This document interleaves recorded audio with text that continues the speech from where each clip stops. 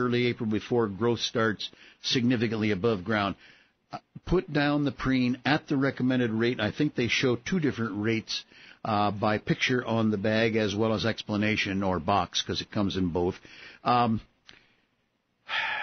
To kill the ones that are problematic right now, I don't have a good answer for you, but I know that preen, from what I remember, can be used in among edible plants. I don't think there's a toxicity carryover, but do check on that, even to the extent if there is a help number on the canister or bag, call the company and get the input from them. But beyond that, I'm just sorry I'm lost on what to tell you to do for sure, other than the possibility of starting over. Should you have to do that, dig the strawberries very early in the spring, set them aside, wash them off for that matter, keep them in a moist pile, use not pile, but a moist holding area. Use the Roundup 2 or so times in the spot that's going to be used for them, and get the weed seed germination under control first, then plant the strawberries again. Another thing that I know of one person, and probably many, use the black plastic with holes in it, where you plant the strawberry right down through, let's just say right down through the plastic. You can punch the hole, cut it out, whatever you want to do. Keep it as small as you can so you get the roots down in, and then let the plant grow. It's one of the things. You can also use the preen in strawberries after they're 2 to 3 inches tall in the spring. So hopefully that will give you some leads, most especially checking for the pre-emergence value next spring and get on it early. And take your pup out, because sounds like your dog needs to go outside. Your dog wants attention. Hey, Sandy, thanks so much, and good luck with your weed problem there. Let's go back to the phone lines and say good morning to Jeff. Hi, Jeff. Morning. Good morning. How can we help you, Jeff? Yeah, I got, my girlfriend has a couple of established grapevine plants. Okay. One's probably 5 years old, 6 years old, and the other one's about 3 years old. Okay. And they're really overgrowing the arbor, and I was wondering, is it safe to cut them back every year and they'll regrow? Yes. Or is it just safe to let them go and just trim them a bit? No. Matter of fact, you might increase the management of the whole crop and perhaps even fewer fruit, but bigger ones, better ones. It is not uncommon. As a matter of fact, it's almost always recommended that you cut a grape back in the early spring. The people that grow grapes, vintners, etc., know exactly how much. I'm going to tell you simply that you can cut, how is this grown? Is it on a wire frame? It actually, she has a wooden arbor with wooden or wire lines going horizontally across it. They kind of attach themselves to that and then go across the top. Okay. Then it's going to take a little careful management with the use of the pruners. But by and large, let's just, if you can get a mental picture on that, think of the grape base growing up to the top of the fence. Then there are side shoots. And on those side shoots, you can cut back to, I'm going to say, at least 3 feet out from the center of the vine. You can even go closer than that. They actually say sometimes you leave only 3 to 5 buds on a stem, because the grape is a plant that sets flower and then fruit after start of growth in the spring. So you can trim them in the early spring to manage the grape, perhaps to handle the weight and all. You can be pretty severe with them. I can't give you a measurement, but each kind of grape variety, they take X amount of wood out, and their eyeball is trained to how much of a pile of brush you have to how much wood they've taken out. But for you and me, to just manage the plant, cut each side stem back to 3 to 5 buds, or reach out to 3 feet if you want to, and just simply take a great portion of the plant off. It's one of those that where I tell people normally don't take more than 25% of a plant. In a grape, you're going to be leaving only 25% or less. And, Jeff, thanks so much for the call. Let's go to the phones again. And Donna is on the line with us. Hi, Donna. Good morning. Good morning. I have 3 questions. All right. Okay, is it too early to plant my bulbs? Well, no, not in my opinion. However, I've heard discussions on this. You want to get them planted while the soil is still warm and there is some root growth. However, right this moment might be a week or 10 days earlier than you would need to plant them. But on the other hand, if you're going to be leaving for a period of time and it might be too late when you return, go ahead and plant them now. But I've heard both ends of this business of plant later. You'll still have warmth in the soil, still get root growth, and not much chance of any kind of top growth. And then I've heard the reverse. I have planted bulbs from October, well, usually after the 10th, on through Christmas, or having forgotten that they're in the garage, I have gone out in early January when there's a thaw, and I have, so to speak, mushed them in.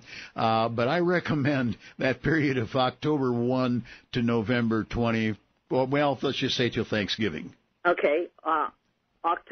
Daffodils and narcissus, how deep? Twice, minimum, 3 times, probable maximum, of the height of the bulb. Now, in a daffodil, it's a pretty good-sized bulb frequently, so you could be down maybe 6 inches. I'm sorry, you said daffodils and which? Narcissus. Okay. They are literally one and the same when it comes to the planting end of things. And 3 times the depth of the bulb, where there is variance in the size of the bulb structure in daffodil and narcissus. But I wouldn't... Where are you calling from? Illyria. Okay, you have a slightly better soil, some areas there, than we do here. The heavier the clay, the more chance there is for holding a lot of water down in the ground. The more shallow I would plant them. But I still would be down at least 4 inches down to the base, and as much as 6, because well, here you can plant a bulb in too much wet soil, cause it to rot out. But I don't think you will have. So 6 inches, let's just say, is going to be the recommendation. Okay. The hostas and my astilbes, can I cut them back now? Yes. Now, I'm going to judge on mine. You're farther north, etc. But my hostas are definitely starting to turn color, burn on the edge of the leaves. Yeah. Some few plants are still in rampant growth. But by and large, I believe you could cut them all at this point. Okay. The more brown, the more early you can cut them. And then, as far as you said, astilbe? Astilbe. Yeah. I have only one, so it's not a good judgment. I would not prune mine back quite yet because it's not quite, well, the green hasn't dissipated quite enough. But I don't think there'd be a mistake in doing it now. But then any time from then up till Thanksgiving time. And Donna, thanks so much for the call. Again, our toll-free number, 1-866-PLANT-TALK with 2 T's, or 1-866-752-6882. Just a reminder, we have all of our previous shows online. You can listen to them anytime at our website, planttalkradio.com. You can also go to iTunes and subscribe to our weekly podcast. More from Fred coming up next on Plant Talk. Stick with us. This summer at Franklin Park Conservatory and Botanical Gardens, the gardens are in full color. Walk amidst tropical and native butterflies in flight in the indoor Pacific Island Water Garden. View the conservatory's bonsai collection and experience the exhibition Origami in the Garden. Find details at fpconservatory.org.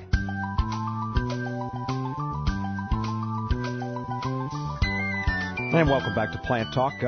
Donna actually had one more question. Okay. She'd like to know if she can transplant the baby forget-me-nots that are coming up.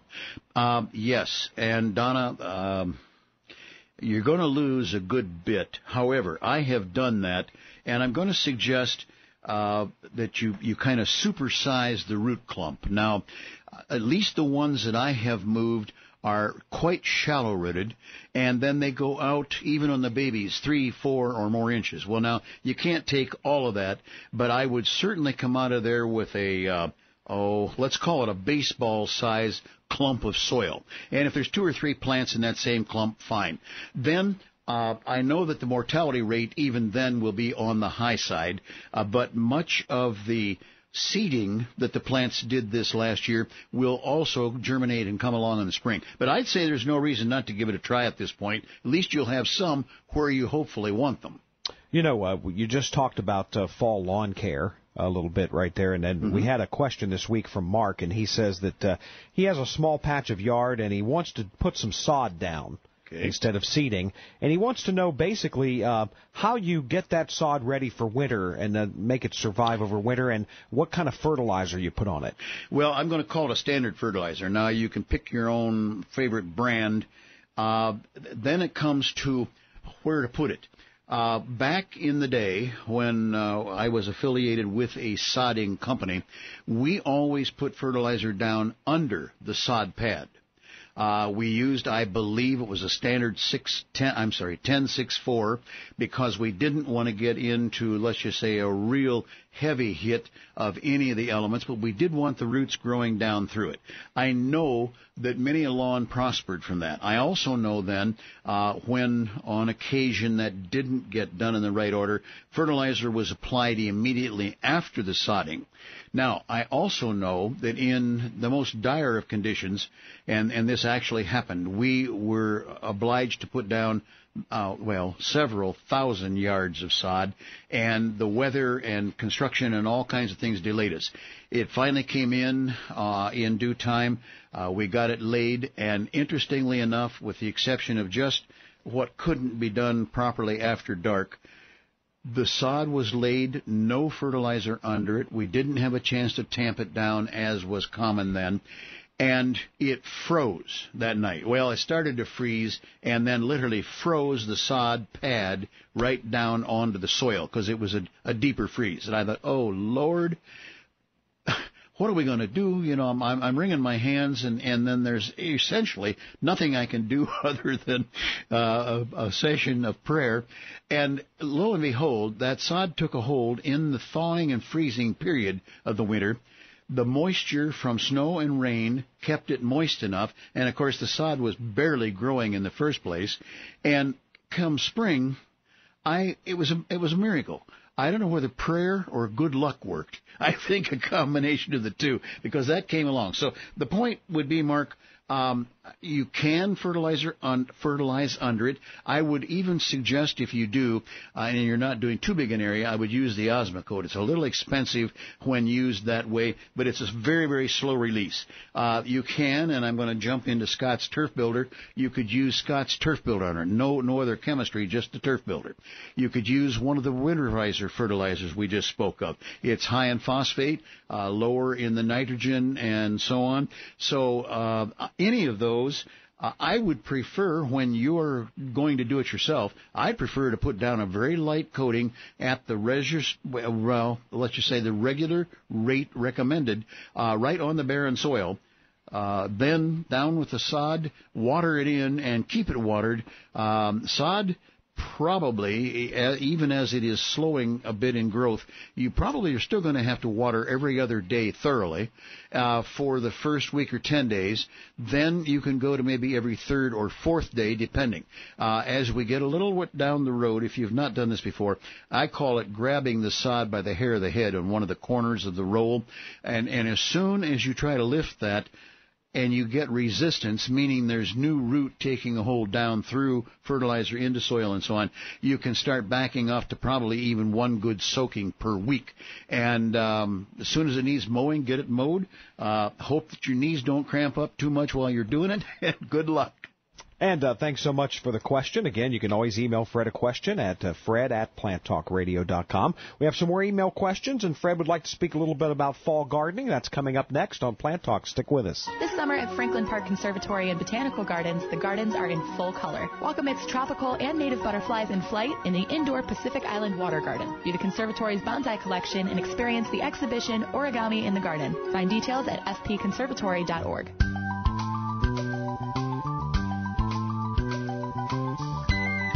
And welcome back to the program. Mark News here alongside Fred Hauer, the Ohio nurseryman. A couple other email questions we got this week, Fred. Okay. One from Stephanie, and she says, what can I plant that will produce some seeds for the birds this winter? Oh, my. Lots of things. Some that you think of, some that you wouldn't think of. They are legion, if you will. The viburnum family is sporting a nearly completed fruit at this point. Most are red, some turning black. They're let's just say